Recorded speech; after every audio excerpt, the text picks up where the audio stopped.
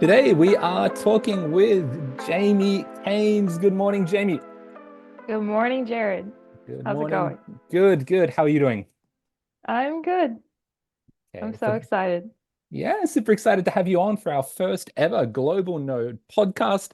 In this podcast, we're talking with different mentors, different people involved with our programs from around the world to get their perspectives on teaching, learning, and life more generally, I suppose.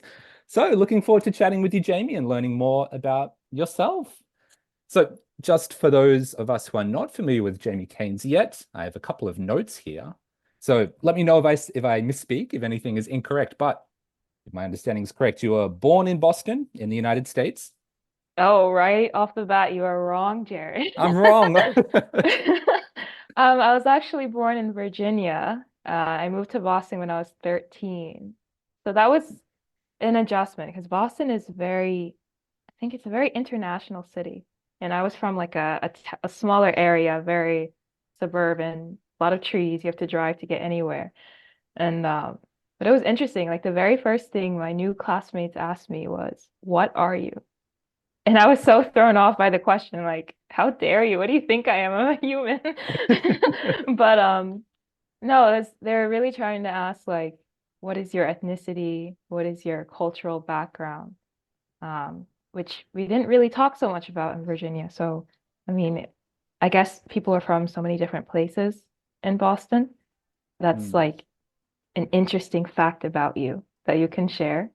I didn't have to do a dance. I didn't have to show a test score, but it was like a right off the bat, I had some interesting fact to share with other people. So that was interesting. A Okay. new experience. So I guess then moving from, I guess, like a smaller place to a larger area like Boston, like identity, like people thought and spoke about it differently. Yes. Yes, it was something to be proud of. Especially like if you were mixed with different races, ethnicities, which we can talk about, or we could talk about the issues around that, but like what your background was, who your family, like what culturally made up your family was really like something unique to share, Hmm. and that people were really interested in. I mean, it was cool because it's it's a city where everyone is from everywhere. And so on the one hand, it doesn't really matter what your background is, but on the Hmm. other hand, it's like a unique thing. So when it comes up, it's something special. And I guess that's what all the eighth graders wanted to know at the time. So Okay. So how would you explain then if someone was to ask you kind of very very blunt way, what are you? What was your response when you were back in the eighth grade? oh, it's hard. Oh, I guess I would say first off, I'm black. So like that's my race, that my first what you might see when you look at me. But diving a bit deeper, half of my family is from the Caribbean. So that's something that I guess up to that point I had not really explored so deeply, Mm. but afterwards I did, um, especially because I moved closer to that side of the family. Um, and on the other half, we're mixed with a lot of different things. So I don't know, like American, African American, from like generations, but also Native American. And there's a significant portion there on that side of my family. And Mm. then a little sprinkling of like Mexican and Italian. So a lot of fun things mixed together. And would you consider Bostonian to be a part of that identity now? You've been there for a while now, or I don't have the accent, but but I think so. I feel like the city is home. I feel like it's home to me, but also I'm still discovering it. I haven't explored all of the train line. I'm mainly on the red line. I haven't explored all of the places to eat and places to visit. And I also haven't actually done like a tourist view of the city yet. So yeah, I guess I'm a bit Bostonian at this point. part Part, Bostonian, I suppose then. Okay. yeah. So off to a rough start, not born in Boston at all, born in Virginia, moving up to Boston. So I'm assuming then that you went to junior and senior high school in Boston as well. Yeah, the last year of junior high school in Boston and then high school. Okay. And then college as well. You Yep, attended Harvard and studied bioengineering. that is correct. You seem Okay. nervous like Yeah, I you're see. gonna get that I'm wrong. very nervous now. I'm very nervous now. I'm doubting my notes a lot. Okay. We're back on the right path though. So, junior and senior high school in Boston, college at Harvard, studying bioengineering, where you're also the president of the Harvard Society of Women's Engineers.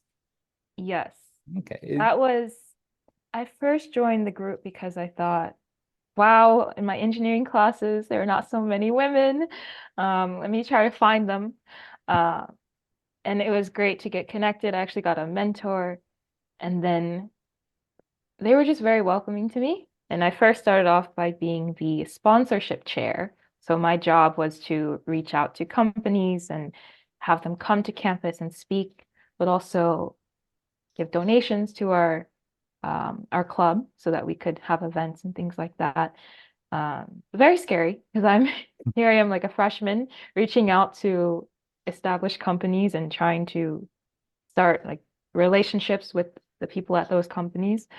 But I think it was very a good experience for me, especially as an introvert, to learn how to reach out to people, and especially if you have to communicate a business need or just any sort of need, and how it's like a mutually beneficial relationship. Especially if you're reaching out, you have to be able to define that. So that was a good experience. And the president at the time tapped me on the shoulder and was like, "Why don't you run?"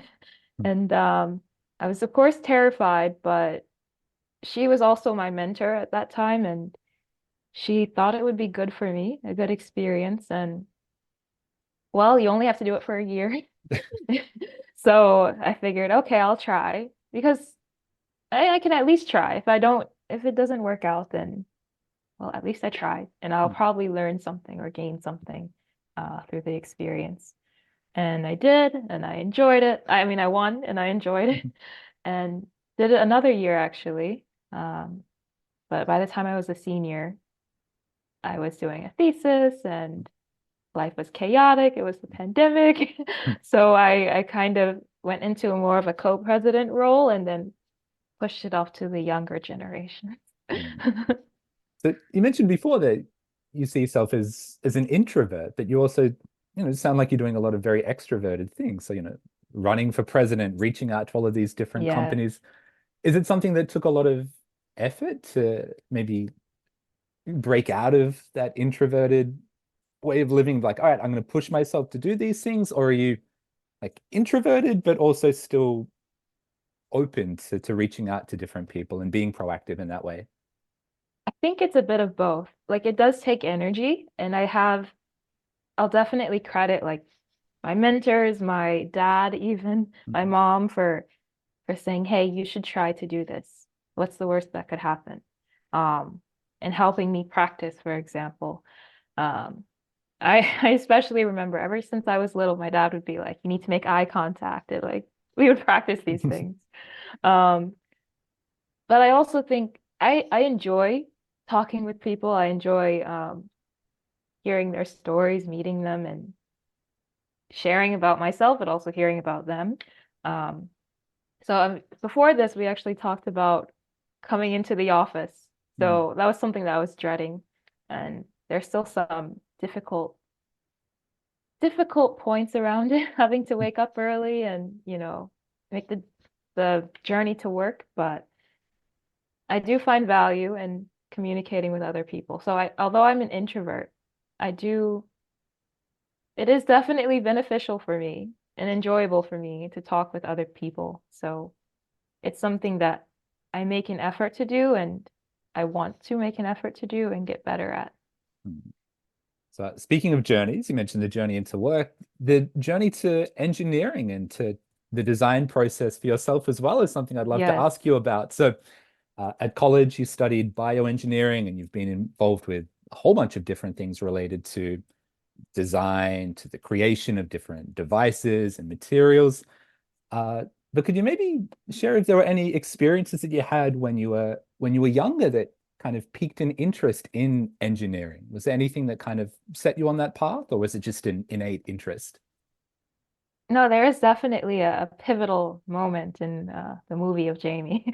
So, around when I was 11 or so, I used to have really bad migraines, and I had to go in for an MRI a couple of times. And if you've never been in an MRI machine before, you have to lay down, and it's a really huge machine with magnets moving around you, and you have to lie still for like an hour. And I was there for migraines, but they were like, "Oh, it's so loud. Let me blast music for you so that you feel more comfortable."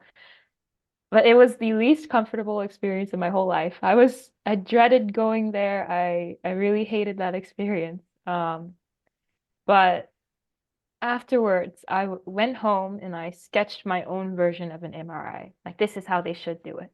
And it was a helmet. And then it like printed out this paper of what your brain looks like. And of course, I didn't know the science behind it, but that was kind of my first real experience of design and thinking about a problem and what can I make to help someone, and also more specifically related to biotechnology Mm. and medicine, medical devices. Um, so yeah, that was really pivotal for me. And I showed it to my dad, and he was like, "Huh, this is really interesting. Maybe you can consider like being an engineer and making these devices and whatnot." And so that kind of started that journey for me. But another thing he said was, but keep in mind that depending on how you navigate this path, you might end up being like, what is the word? Like, you might end up being on the bench. And so you might have these ideas and you try to submit it to your leaders, and they'll say, "No, we're not going to do this," or they'll take it and change it into something you didn't really want. So I guess to be able to have more control and ownership over your ideas, it might be also worthwhile to consider business. So I learned that was kind of the door opening towards entrepreneurship, and that, I guess, that industry. But Mm. definitely MRIs started the whole engineering path for me. It's an interesting approach they took. I don't know, like if someone was to come up to me and be like, "Hey, I have a really bad headache," my initial response probably wouldn't be, "Okay, let me blast some music at you." Yes. I, so I'm sure there's a reason that they do that. You know, maybe there's some research that supports that approach. But also, like, shout out to your dad. Like, I guess as a young person, you know, you come home, you come up with some sketches, which is, you know, I don't know how many young people would come home from such a traumatic experience. Like, all right, let me hit the drawing board. I've got some ideas I need to share with people. But also, I guess that your dad was like, well, you know, this is great, but here are some potential challenges. Here are some things that you need to think about if this is an avenue that you want to try and walk down. Like that's a very like very pragmatic approach, right? Like his feedback was very, I guess it wasn't like, oh, like great, yay, let's do this. It was more like, all right, this is good. If you want to do this, we need to think about this. You need to think about that, right? Um, so was that kind of feedback helpful for you? Do you think like did that encourage you to think more critically about what you want to do and how you want to do it? Honestly, I think it was very helpful. Like, I would not have considered the business side of things at all. Probably wouldn't be in my current job, which is closer to the side of finance and technology, um, if he hadn't mentioned those things. Mm. Um, and I also probably would have just left the sketches there, left them in my little notebook, not really considered this as a potential path or something to work for in school. Like, why am Mm. I studying? Why, like, oh, I like math and science, but what could be at the end of the tunnel for that? Mm. Um, it was nice to have at least one little goal, Mm. or one little gleam of light of like, this is something that you could do. You don't have to do it, but it's something that you could pursue afterwards. Mm. Okay. So the helmet, I'm guessing the helmet hasn't materialized just No, yet. You know, it uh, hasn't, but can I you? have been fortunate to, in college, have a research experience where I worked on a static CT device. So CT is similar where you're trying to get images of body parts. And this one, the goal of this lab group was to make something portable and smaller and not as intrusive. In fact, they wanted to be able to take it to rural areas or war zones even. Mm. So I got a little taste of making something smaller and I guess more practical. For anyone that might be listening, copyright pending on that helmet idea. Do not Do not take my hands off, idea, please. hands off the helmet. Okay. And you mentioned before that you're interested in starting your own business and in being an Yeah. entrepreneur. Is there any particular field that you want to dive into and contribute to? Yeah, so I've always been the most interested in imaging, Mm. um, in terms of medical devices.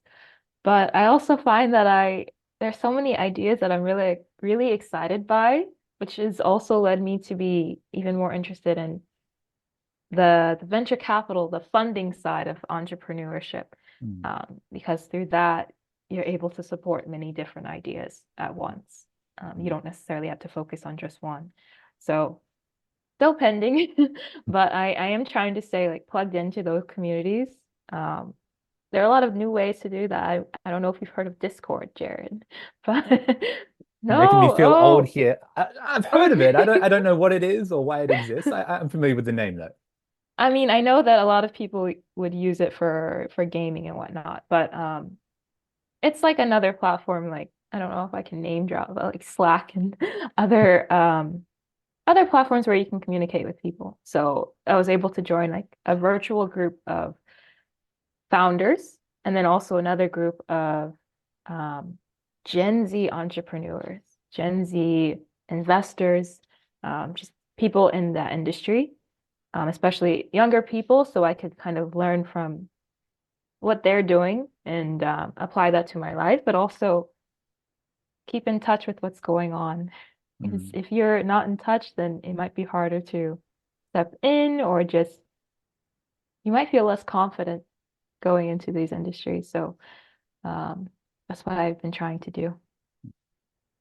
So it sounds like you're, as you said, like plugged into different communities where you're able to learn from people, but you also do quite a bit of teaching around, I guess, design thinking and entrepreneurship and investment and things like that. Yes. Just how we got connected. So you've taught at a number of programs, or we've been in a number of programs together where you've actually been teaching Japanese high school students about things like entrepreneurship and engineering for the environment.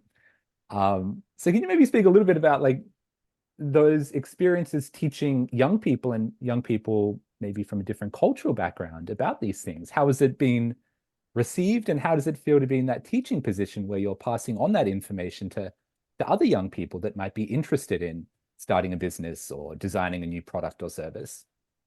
Yeah, it's so funny that what I teach always centers around the same sort of topics around design or venture capitalism or startups, but it's always been a rewarding experience. And I feel like I get much more out of it than I'm giving to them, especially when I see the ideas that they come up with in groups or individually.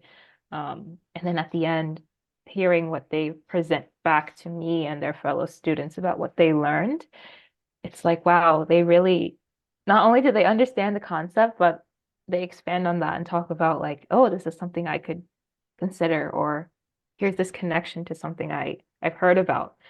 It's very rewarding for me. And also a lot of these students are just incredibly bright, incredibly passionate.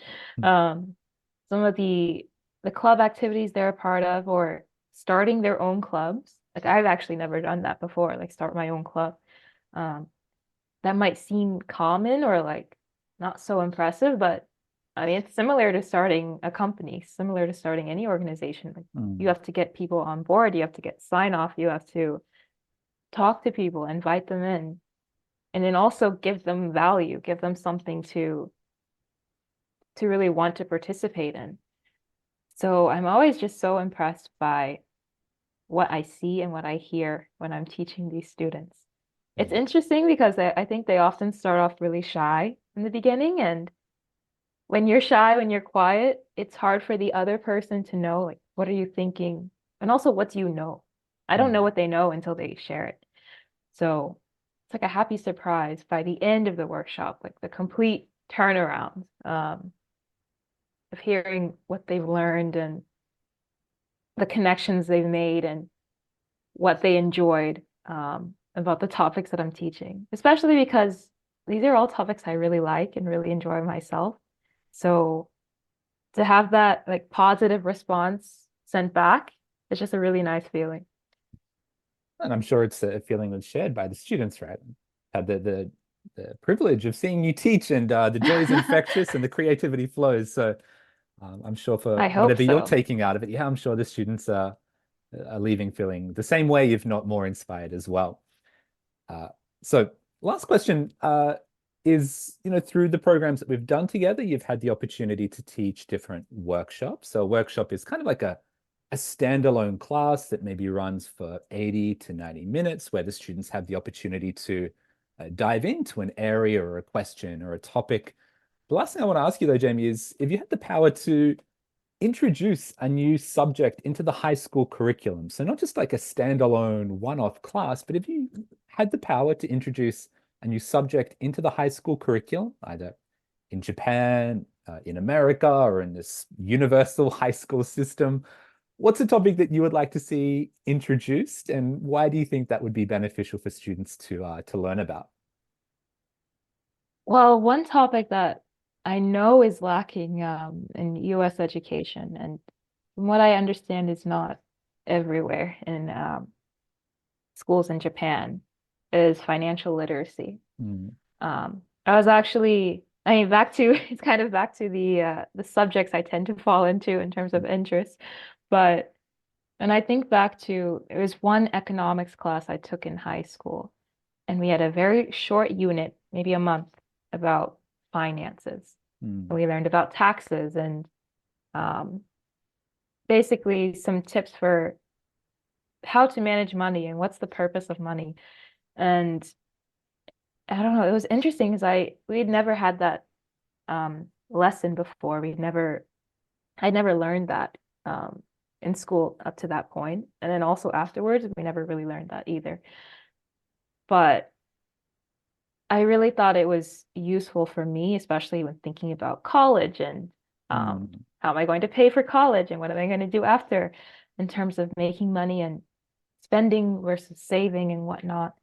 And then the ultimate activity that we did was actually not so much personal finance, but how finance relates to other people. mm, So we actually had this like world forum where we were in groups and representing different countries and trying to like exchange agreements and of like services and goods and whatnot.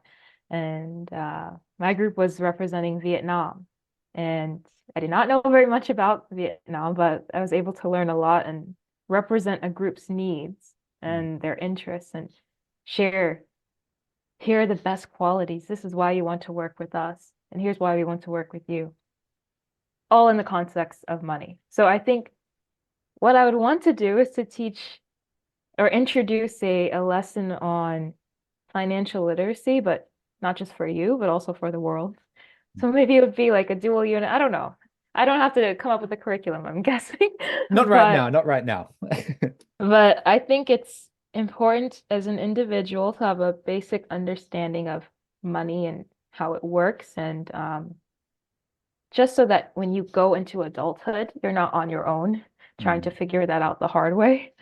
And then mm, also, fortunately or unfortunately, money plays a really large role in society and the world, and whether ideas can grow into successful initiatives or not, in international relations.